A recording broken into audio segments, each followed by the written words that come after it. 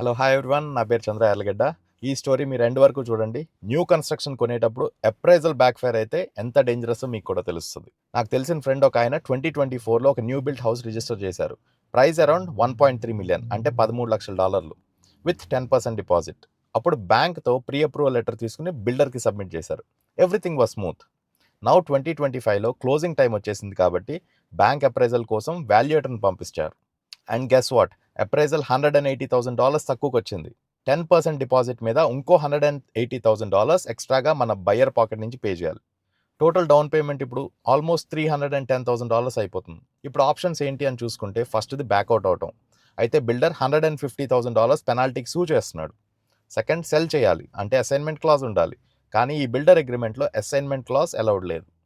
థర్డ్ది, somehow మనమే close చేయాలి, అంటే $310,000 అరేంజ్ చేసి క్లోజ్ చేయాలి. న్యూ కన్స్ట్రక్షన్కి సైన్ చేసేటప్పుడు డాక్యుమెంట్స్ తరోగా రివ్యూ చేయండి. అప్రైజల్ రిస్క్ గురించి మీరు కూడా తెలుసుకోండి. ఈ టాపిక్ మీద మీ ఒపీనియన్స్ కమెంట్లో రాయండి. ఇంకో టాపిక్తో మళ్ళీ కలుద్దాం. బాయ్.